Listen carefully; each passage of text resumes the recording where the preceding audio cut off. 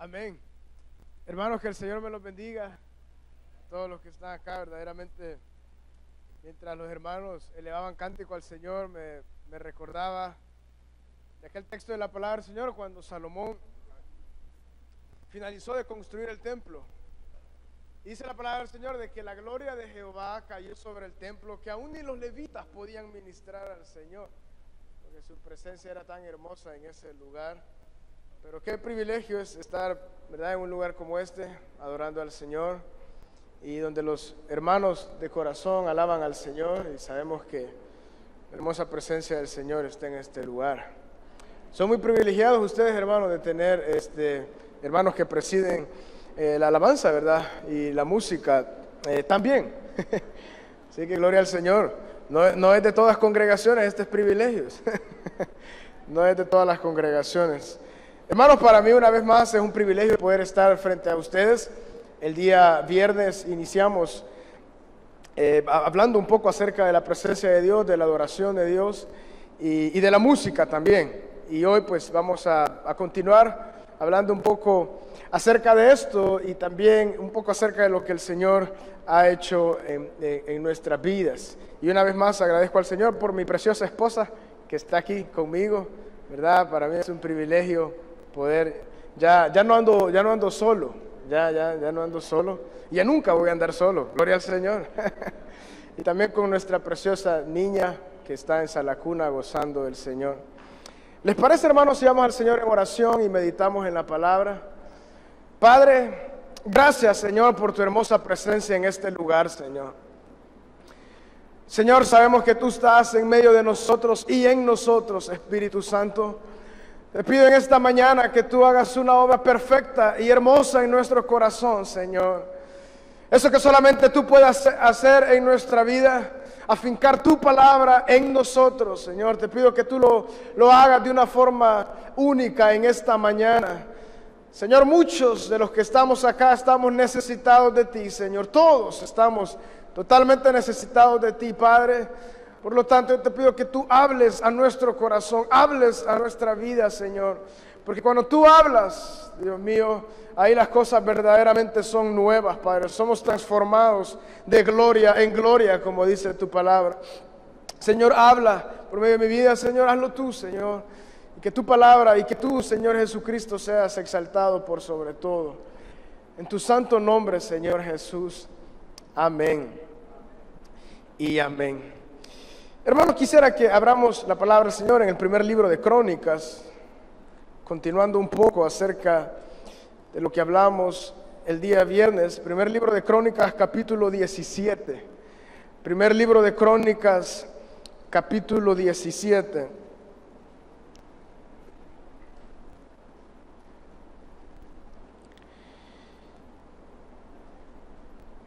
Vamos a hablar en esta mañana bajo el tema el deseo incesante del adorador. El deseo incesante del adorador. Y una vez más, el ejemplo, como iniciamos el día viernes, es David. David, un corazón incesante por la presencia de Dios. El versículo 1 del capítulo 17 el primer libro de Crónicas dice lo siguiente: aconteció que morando David en su casa, dijo David al profeta Natán: he aquí yo habito en casa de cedro, y el arca del pacto de Jehová debajo de cortinas. Y Natán dijo a David: haz todo lo que está en tu corazón, porque Dios está contigo. Quisiera leer una vez más el versículo 2. Natán dijo a David: haz todo lo que está en tu corazón, porque Dios está contigo. Este hombre llamado David fue ese hombre usado por Dios que Él lo llamó. Y el propósito de David vimos en el capítulo 13, 14, 15, 16. Lo que estaba en su corazón era que la presencia de Dios tenía que retornar a Jerusalén. La presencia de Dios estaba representada por el arca del pacto, por el arca del testimonio. Y vimos que esto simbolizaba en medio del pueblo de Israel la presencia de Dios. La presencia de Dios era claramente palpable y visible en el tabernáculo en medio del pueblo de Israel mientras ellos transitaban de Egipto hacia la tierra prometida. Por tanto, el arca del pacto y el arca del testimonio era la presencia misma de Dios.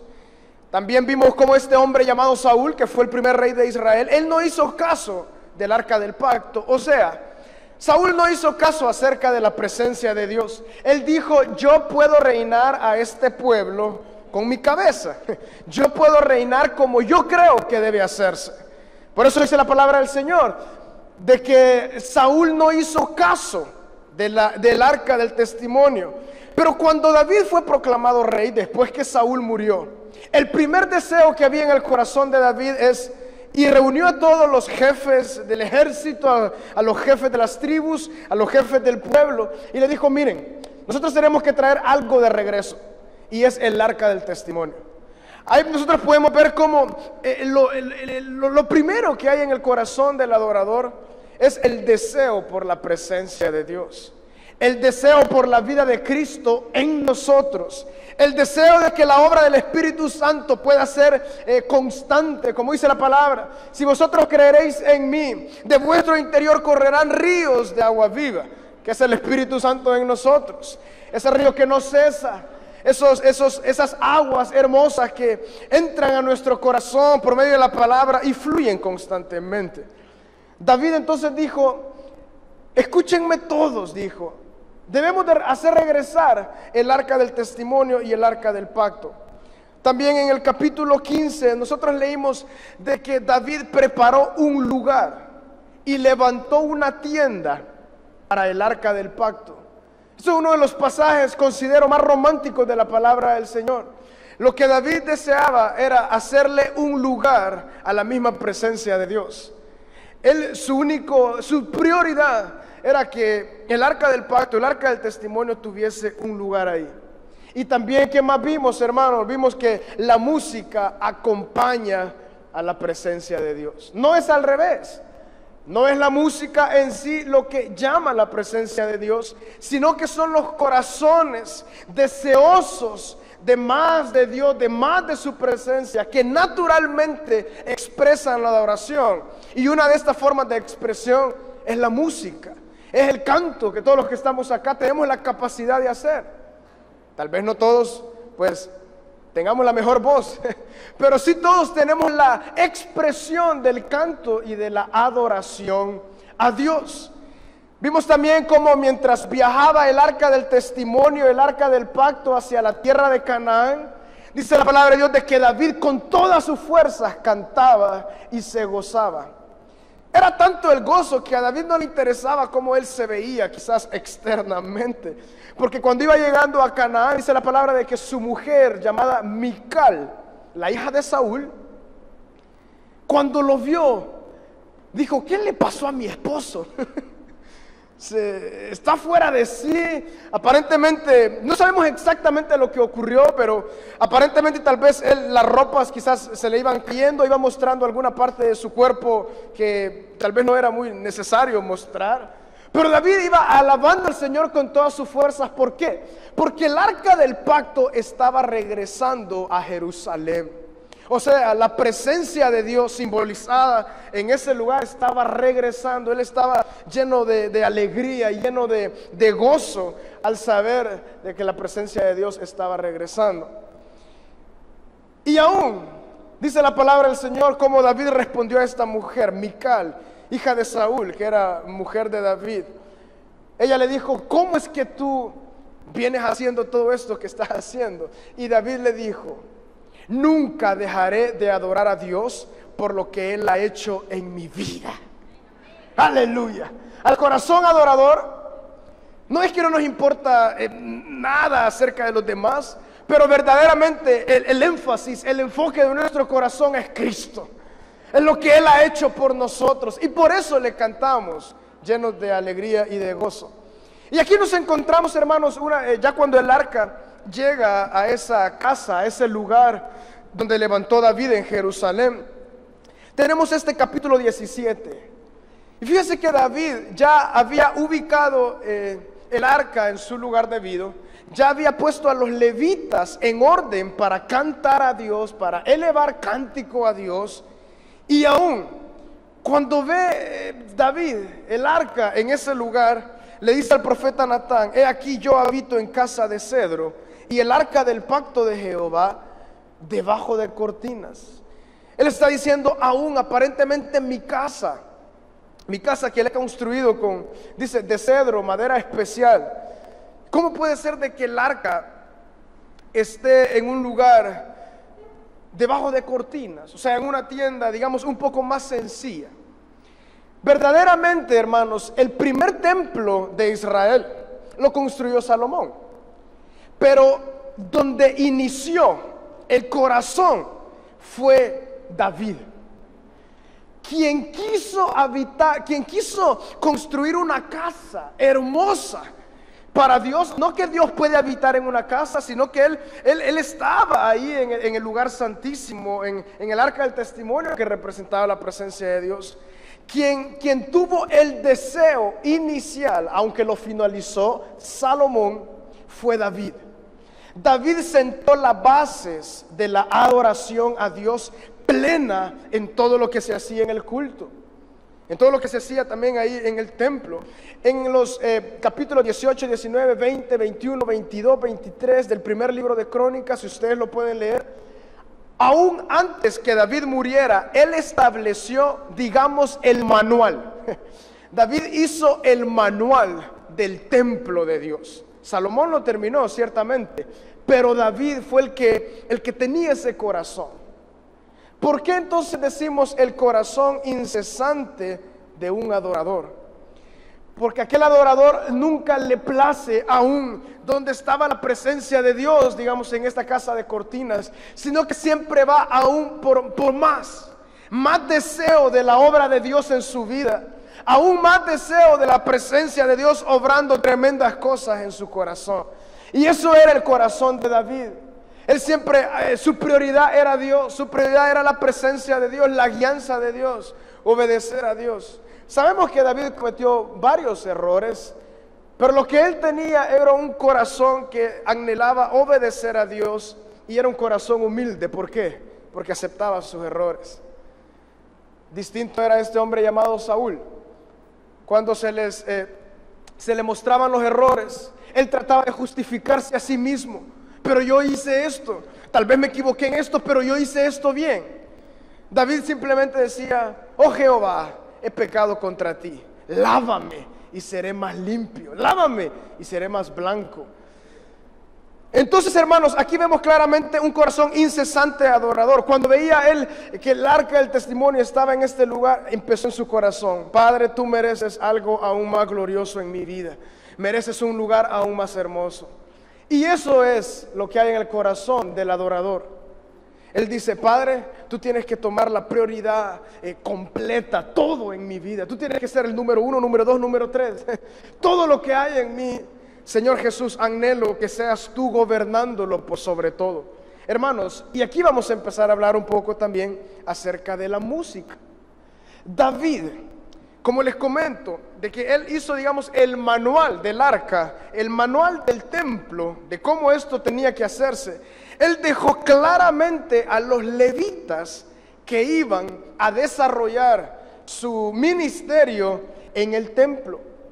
Vemos en la palabra del Señor, en el capítulo 25, en el 23 y el 25, vemos cómo David, el templo no estaba hecho, pero él empezó a hacer la distribución y los deberes de los levitas. El capítulo 25, ustedes van a ver todo un listado de hombres y personas que como David distribuyó con los jefes de los levitas a los músicos y los cantores. ¿Por qué, hermanos?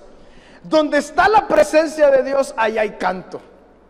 Donde está la presencia de Dios, hay naturalmente una expresión de nuestro corazón.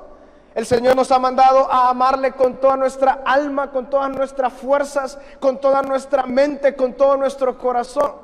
En el alma se alejan tres cosas: las emociones, la voluntad y el pensamiento. Nosotros somos hechos a la imagen de Dios, llenos de emoción. La música logra expresar y sacar de nuestro corazón, de lo más profundo, una adoración genuina a Dios. Es por eso de que David comprendía esto y él distribuyó claramente ahí quiénes van a ser los músicos. Habían 3 músicos principales que vimos sus nombres el día viernes. Uno se llamaba Emán, otro se llamaba Asaf y otro se llamaba Etán. Digamos que estos eran los líderes de la orquesta, una orquesta angelical. No tengo idea, pero seguramente así como sonaba ahora, tal vez sonaba esta orquesta, ¿verdad? Tan lindo. Entonces, Él estableció un orden. Dios siempre ha establecido un orden claramente visible en su palabra para cada uno de nosotros. Por lo tanto, hermanos, tal vez si no todos podemos, digamos, presidir la alabanza o estar detrás de un instrumento de música, pero verdaderamente todos podemos adorar al Señor en esta forma, que es la música. Y todos, hermanos, somos llamados a hacerlo. De hecho, quisiera invitarlos a que tal vez sea algunos de los que están acá que son pocos para la música. Hay algo cuando venimos delante del Señor y cantamos alabanza. Hay cosas que no puede expresar nuestro corazón y nuestra alma de una forma concreta, digamos, y honesta. Cuando las palabras no alcanzan, como ese precioso ya coro antiguo. Hay momentos que las palabras no alcanzan, ¿verdad?, para decirte lo que siento por ti, mi buen Señor. Y cuando fluye el corazón lleno de cántico y de alabanza, hermanos, el Señor obra. ¿Por qué? Porque Él desea que sus hijos le canten. Cuando comprendemos de que esta forma de adoración, o sea, la música, va directamente al trono de nuestro Padre Celestial, Él se goza. Él se goza al escuchar lo que hay en nuestro corazón, porque ciertamente el canto proviene del corazón. David fue un tremendo hombre de Dios, que Dios lo escogió y lo trajo, dice la palabra, del redil de las ovejas. Yo quiero hacer hincapié en las bendiciones ahora del corazón adorador. Las bendiciones de aquel que pone prioritariamente en su vida la presencia de Dios. Aquellos que verdaderamente como David han dicho: Señor, el arca debe gobernar mi vida, mi casa, todo lo que yo hago, o sea, tu presencia. Tú eres nuestra guianza, tú eres nuestra dirección. Y quisiera que avanzáramos leyendo ahí mismo en primer libro de Crónicas, capítulo 17, el versículo 3. Aquí vamos a ver cómo Dios bendijo la vida de David. Y dice la palabra: en aquella misma noche vino palabra de Dios a Natán diciendo: ve y di a David mi siervo, así ha dicho Jehová, tú no me edificarás casa en que habite, porque no he habitado en casa alguna desde el día que saqué a los hijos de Israel hasta hoy. Antes estuve de tienda en tienda y de tabernáculo en tabernáculo, por donde quiera que anduve con todo Israel. Hablé una palabra a alguno de los jueces de Israel, a los cuales mandé que apacentasen a mi pueblo, para decirles: ¿por qué no me edificáis una casa de cedro?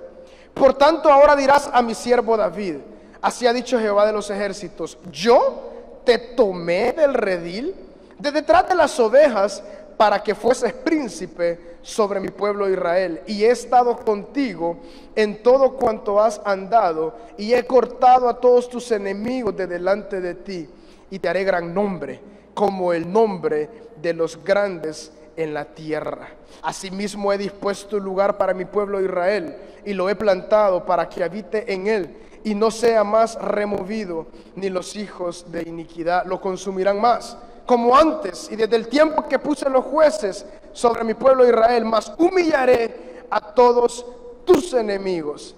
Te hago saber además que Jehová te edificará casa, y cuando tus días sean cumplidos para irte con tus padres, levantaré descendencia después de ti, a uno de entre tus hijos, y afirmaré su reino. Él me edificará casa, y yo confirmaré su trono eternamente. Lo que quiero dejar en sus corazones, hermanos, de estos versículos, y aún ustedes pueden leer aún más bendiciones hasta el final de este capítulo. El corazón de David era agradar a Dios, era poner en lugar la presencia de Dios, o sea, el arca del testimonio. Pero aquí vemos algo muy lindo. Aquel corazón adorador, Dios se mueve para complacer sus pensamientos en el corazón de estos hombres. ¿Qué había en el deseo de David? Dios mío, yo deseo que tu presencia, que tú seas prioritario en el corazón de Israel. Nunca se imaginó David de lo que había en el corazón de Dios era lo siguiente: tú me amas tanto, David, y tú lo has mostrado, tu corazón me agrada, lo que tú eres me encanta. Por lo tanto, no solamente tú me edificarás casa o pondrás las bases acerca de la casa, sino que yo te edificaré a ti casa, y de tu descendencia saldrán los reyes del pueblo de Israel. Afirmaré tu trono eternamente y para siempre. ¿Y saben por qué eternamente y para siempre, hermanos? Porque de la descendencia de David es nuestro Señor Jesucristo. ¡Qué lindo! Hermanos, muchas veces pensamos que estar tan afanados en tanta cosa en esta vida puede hacer de que así el Señor va a sentirse complacido con lo que debemos hacer o con lo que nosotros anhelamos cumplir. Hermanos, pero qué lindo es: Señor, toma tú el lugar de prioridad y tú te encargarás del resto. Tú vas a hacer lo que tú has pensado hacer con cada una de mi vida, Señor. Yo deseo enfocarme en ser un corazón adorador, que anhela tu presencia, que anhela vivir en ella, Padre, y tú vas a hacer el resto en mi vida. Esa es la fórmula que vemos en la palabra del Señor, si podemos llamarle fórmula, de lo que David había en el corazón de él. Yo deseo compartir algo también, hermanos, acerca de lo que Dios en su misericordia y en su gracia pues ha hecho conmigo. El Señor ha tenido gran misericordia y yo nací en un hogar cristiano. Mis padres pues son pastores, mis abuelos son pastores, mis tíos son pastores. Y aún yo desde pequeño, yo no quería servir al Señor. Pero la verdad que al ver el cuadro, no tenemos a dónde ir, ¿verdad? Cuando el Señor pone sus ojos sobre una familia, lo creo así, el Señor empieza a obrar en ellos, ¿verdad? Siempre empieza a obrar en ellos. Pero así como dice mi mamá, tal vez el enemigo, Satanás, quiso tomar mi vida en muchas ocasiones. Y Dios desde pequeño, Él mostró a mi corazón que Él me había regalado talentos en la música. Talentos en la música en los cuales a mí me gustaba mucho la música, y el instrumento que siempre me gustó más, y aquí entre nosotros, el instrumento más bonito, la batería, el instrumento más hermoso que existe. Siempre me cautivó, me llamó mucho la atención desde que tenía 3 años. Yo recuerdo que mi mamá veía que tanto me gustaban los instrumentos y la música y la batería, de que ella guardaba los guacales que ya se habían quebrado. Y mi primer batería fue de guacales. Yo me recuerdo, ella me tenía mi rimerito de guacales quebrados, y todos los días cuando llegaba de estudiar los sacaba y ahí ponía mi batería. Y lo trataba de ubicar así como veía que se ubican los tambores, los platos no sé si se han fijado que hay algunos guacales que son de otro tipo de plástico, creo que son no me acuerdo qué material es, y suenan un poco más agudas. Pues estos son los platos, le decía mi mamá. Y mamá, bueno, entonces le voy a hacer los platos a un lado y los tambores a otro lado. Y así crecí yo, siempre en la casa. Estaba ahí, mi mamá tenía un horario porque no aguantaba tantas horas de bulla. Y el Señor así fue dirigiendo mi caminar. Pero Cuando yo empecé a tocar ya, digamos, con gente mayor, en medios, digamos, profesionales, inició eso como cuando yo tenía como 13, 14 años. Y fue ahí donde yo empecé a trabajar, digamos, en la música. Me crié en la iglesia, a los 9 años inicié tocando ya batería en la iglesia y todo. Pero a mis 13 años empecé a tocar, digamos, fuera de la iglesia. Pues claro, mis padres no estaban del todo de acuerdo con que yo hiciera eso.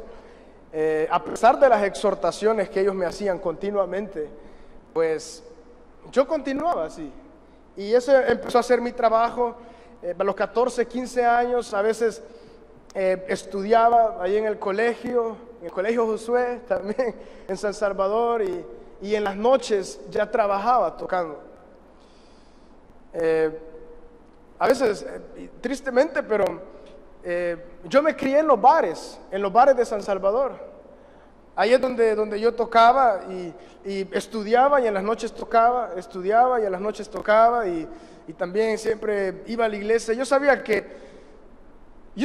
algo extraño siempre había en mi corazón, y yo sentía que el Señor me decía: hijo, tú no perteneces aquí. Es que no lo entiendes, pero tú no perteneces aquí. Pero a mí me gustaba mucho.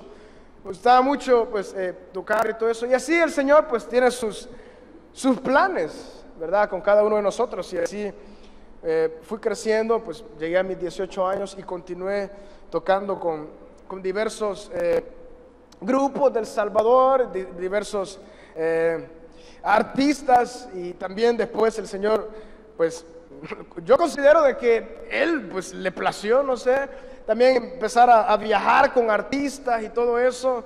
Y yo recuerdo de varias cosas que quiero dejar en sus corazones. El corazón de una madre. A veces los padres son menos expresivos, ¿verdad? Pero una madre, y mi mamá es bastante expresiva. Yo recuerdo a veces cuando yo llegaba en las noches, y recuerdo a mi mamá. Y eso es lo que a mí, por un lado, me molestaba, porque me inquietaba. Pero yo cuando llegaba a la casa, a veces ella estaba orando ahí en la cama, donde yo dormía. Y no orando suave, orando pero a todo pulmón, diciéndole: Satanás, ya deja a mi hijo, en el nombre de Jesús. Así. A mí me molestaba porque me inquietaba. Me molestaba porque yo decía: por mi mamá yo no puedo seguir los planes que yo deseo hacer. Pero verdaderamente, cuando mi mamá salía de ese cuarto y yo me quedaba ahí, yo a veces lloraba y decía: Señor. Bueno, no decía Señor, la verdad, simplemente lloraba. Y porque el Señor, hermano, cuando tiene un propósito, ¿verdad?, con nuestra vida, primeramente salvarnos. Él no dejará que nada pueda meterse en medio de eso. Yo recuerdo eso continuamente, mi mamá orando por mí. Y si le puedo contar algunas historias más personales, yo recuerdo que muchas veces en todos estos conciertos y toda la vida del músico, ahí hay de todo. El Señor me guardó de hacerme adicto a muchas cosas, pero sí me gustaba tomar.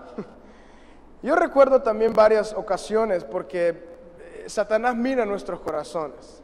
Él se encarga de poner mentiras en nuestra mente. Y cuando nosotros creemos estas mentiras como verdad, vivimos engañados, completamente engañados. Yo recuerdo cuando llegaba a la casa, yo trataba de no llegar ebrio a la casa, pero a veces no podía, no podía evitarlo. Y mi padre se levantaba y mi padre me preguntaba: ¿y dónde has visto tú este ejemplo para que tú vivas así? Me doblegaba el corazón. Pero Satanás había puesto en mi cabeza algo, y era esta mentira: tus papás no quieren lo que tú deseas hacer. Por lo tanto, en mi corazón se llenó de mucha rebelión en contra de ellos. ¿Por qué? Porque no apoyaban lo que yo quería hacer.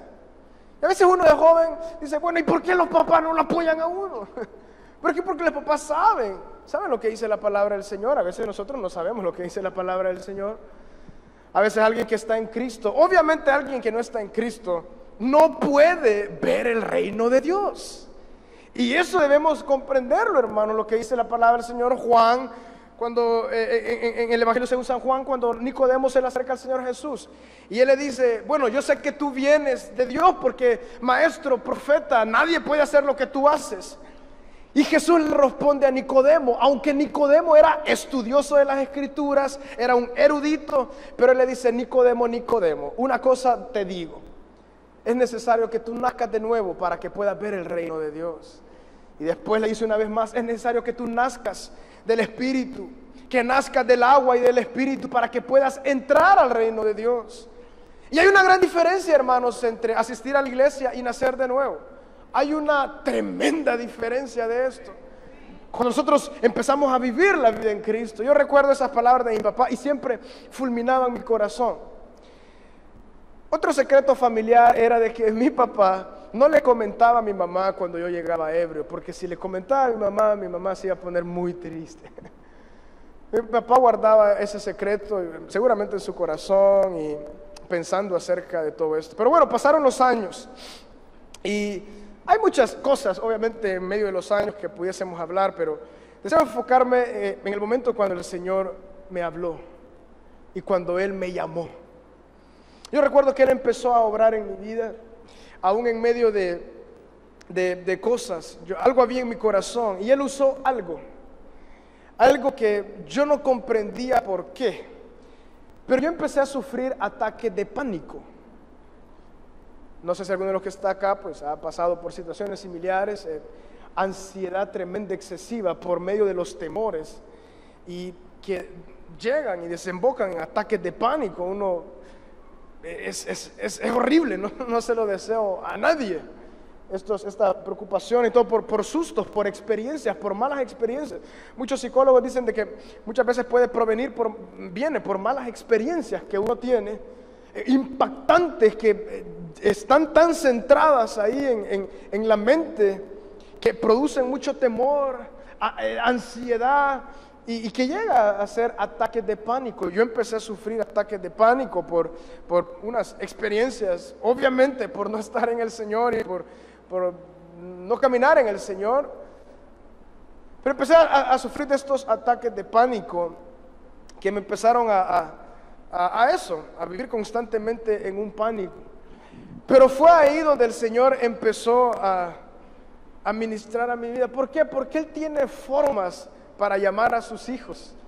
Él tiene formas, a veces a uno no le gusta, pero Él tiene formas para hacer que sus hijos vengan a Él, al conocimiento de Cristo. Yo recuerdo que era mucho la aflicción de mi corazón y yo estaba tan deseoso de quitar mi vida, porque cuando yo estaba en medio de estos ataques de pánico, lo que el enemigo ponía en mi cabeza era: quítate la vida, mátate. Mira, ni tus papás te quieren, nadie te apoya, tú estás perdido, ya lograste lo que tú deseabas desde pequeño lograr, ¿verdad? Tocar con artistas y estar en todo eso. Y había un gran deseo. Imagínense el grado de mentira, porque yo no sabía qué hacer. Yo ya estaba tan asustado de esta situación que yo no sabía cómo esto fue, que yo tenía que hacer. Y hasta aún en la iglesia Josué allá en San Salvador hay unas gradas que llevan al cuarto piso donde están las oficinas, y estas gradas justamente enfrente de ellas está la entrada del templo. Y imagínense lo que el enemigo ponía en mi cabeza: ¿qué te parece si te tiras de las gradas de la iglesia? Y ahí vas a quedar todo porque tus padres no te apoyan. Págales con esto. El enemigo es tan astuto que a veces cuando él gobierna nuestras mentes, uno se le empieza a creer: sí, ¿verdad? ¿Verdad? Y esa es la forma en la cual nosotros constantemente, aún ahora en Cristo, es nuestra batalla espiritual, la batalla de la mente. Yo había decidido este último día, no aguantaba, porque yo no podía ni dormir, me levantaba con un pánico excesivo, era horrible, todo el día es así, No se lo deseo a nadie. Yo pasé como 5, 7 días, yo no podía dormir, pensaba que algo me iba a pasar. Es horrible. El último día yo dije, bueno, este día ya estuvo, yo creo que este día acabo con mi vida. Era un pensamiento que había abrazado, el acabar con mi vida. Ya era un pensamiento placentero, porque ya no quería estar en ese estado. Yo recuerdo que yo empecé a subir esas gradas, pero había algo en mi corazón. Yo quería ir a la tercera planta y yo quería hablar con el hermano Héctor. Yo dije, si el hermano Héctor no está, me voy a tirar de la grada. Y yo recuerdo que yo llegué a esa oficina. La hermana secretaria que siempre está ahí, pues yo me acuerdo que yo entré tan desesperado. Ella me dijo, ¿qué tal, Samuel? Yo me acuerdo que creo que ni la saludé. Yo entré, toqué y ahí abrí la puerta y ahí estaba el hermano Héctor.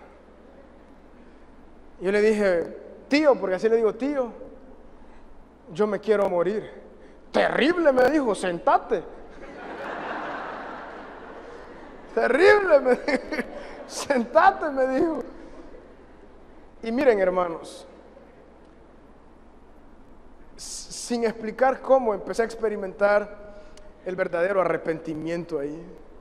Él no dijo una palabra y yo simplemente sentí que el Señor como que entró en esa pequeña oficina y empecé en voz audible. Yo le dije, Señor, perdóname.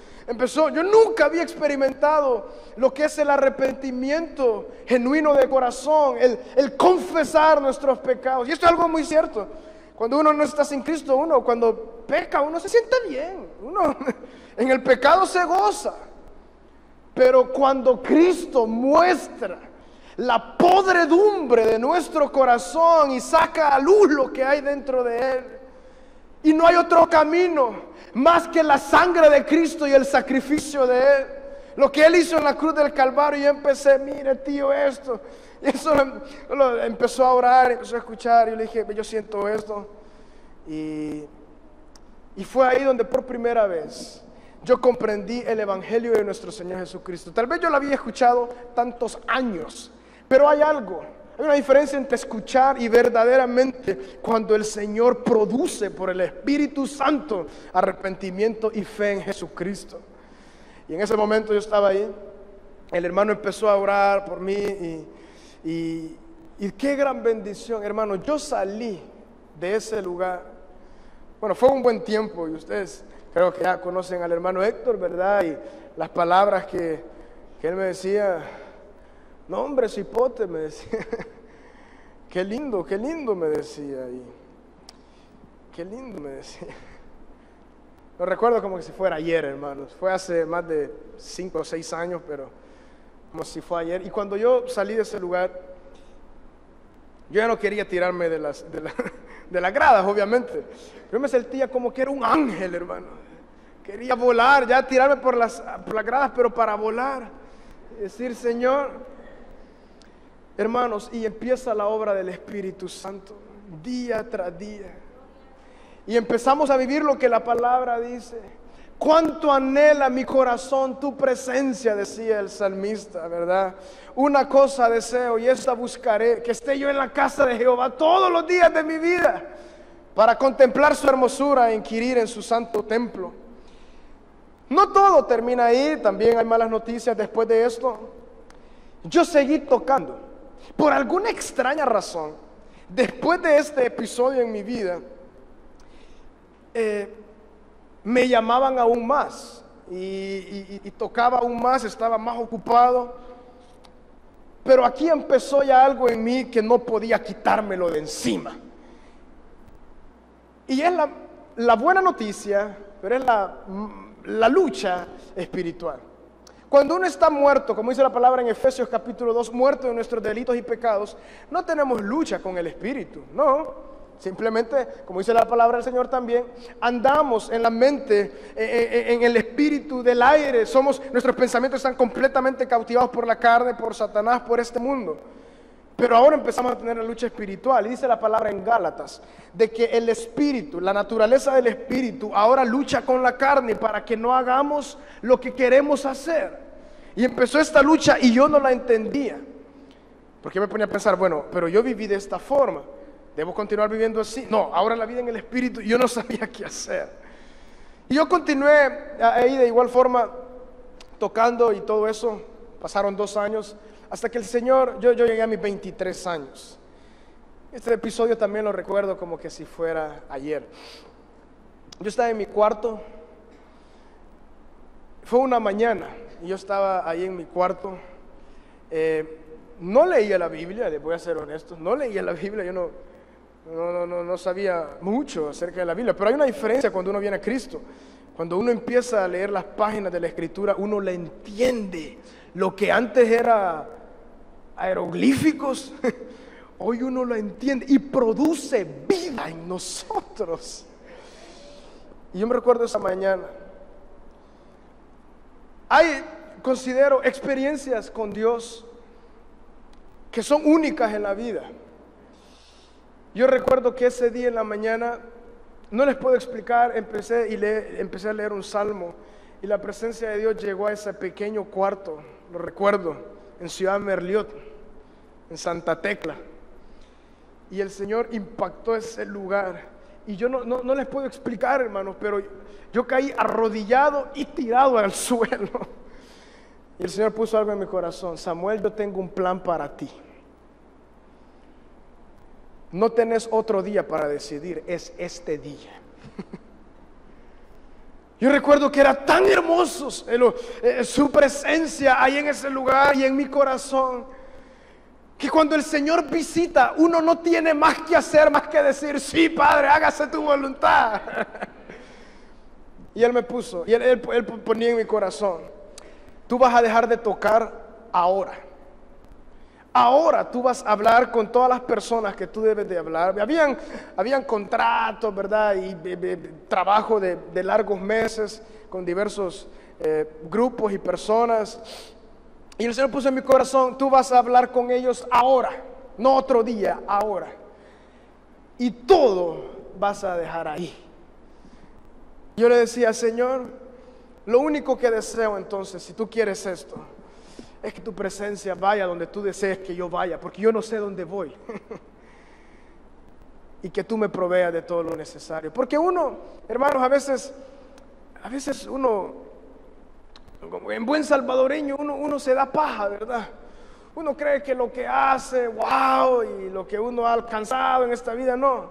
El Señor tiene propósitos aún mayores.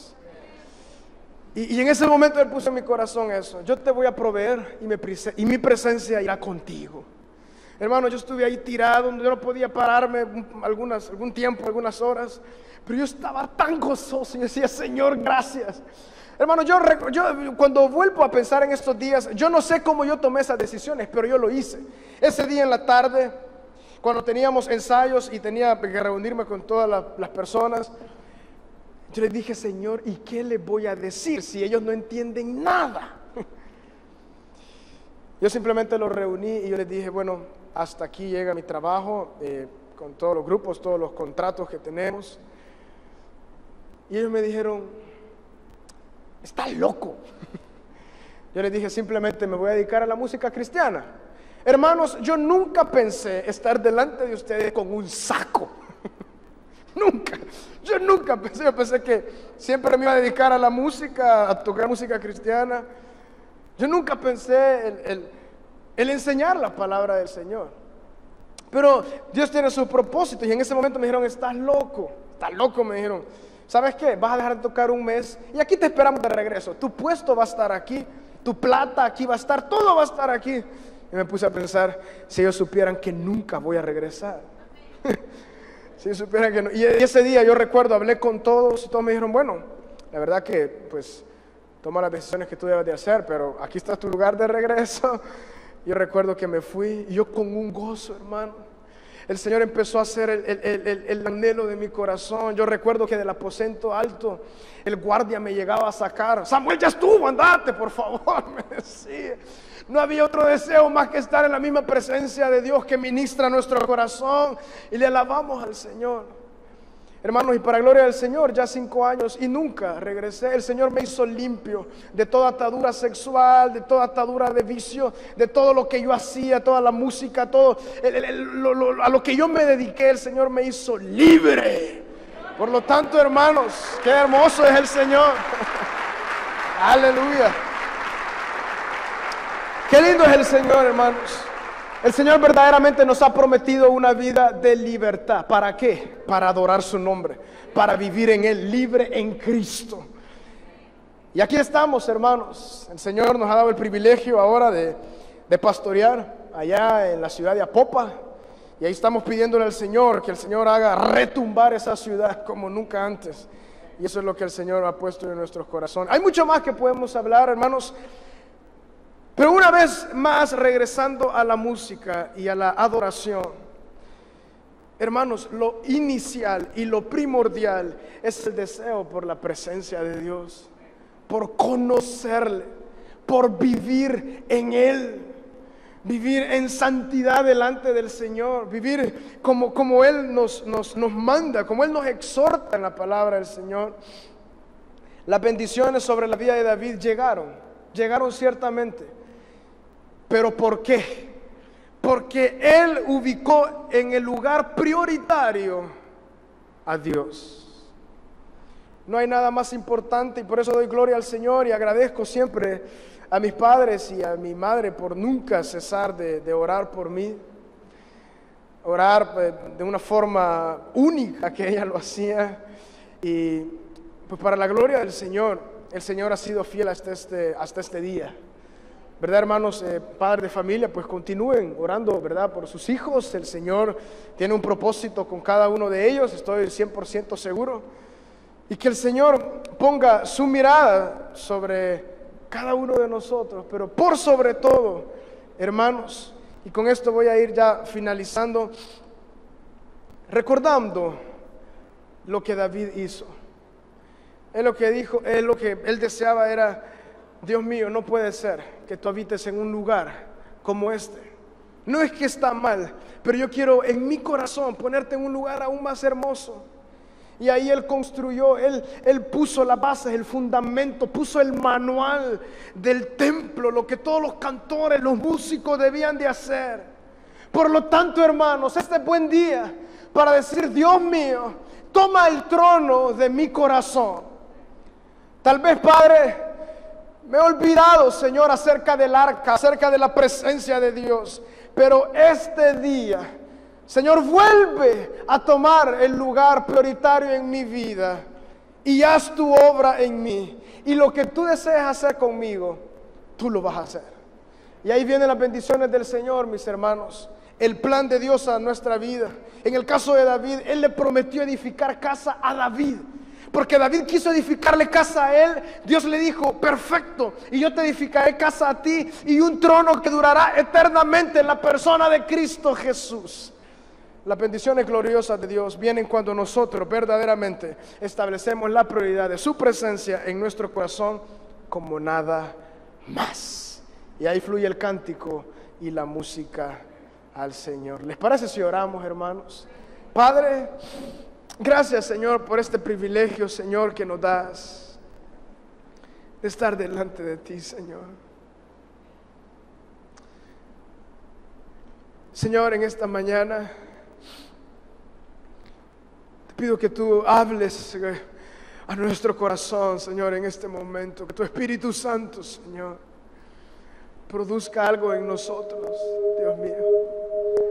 Un deseo por adorarte, por tu presencia, Señor Jesús, cada vez más mayor, Señor. Cada uno de los que estamos acá tenemos un testimonio, Señor. El testimonio de tu gracia, Señor Jesús. El testimonio de tu amor, Señor Jesús. Padre, gracias, Dios mío, porque tú has decidido venir a habitar a este lugar, Dios mío. Tu presencia, Señor Jesús, es palpable en este lugar, Señor. Te pido, Señor Jesús, que siempre, por siempre, Padre, aquí los corazones puedan gozarse en ti, en comunión los unos con los otros, Señor. Dios mío, gracias. Gracias, establece aún más, Señor, tu gloria en este lugar, Padre. Mientras todos, Señor, te cantamos a ti constantemente por la pasión, por el deseo de tu presencia, Señor. Gracias, Señor, gracias por salvarnos. Gracias por hacernos hijos tuyos que tenemos la capacidad de adorarte, Señor. Aleluya. Tu presencia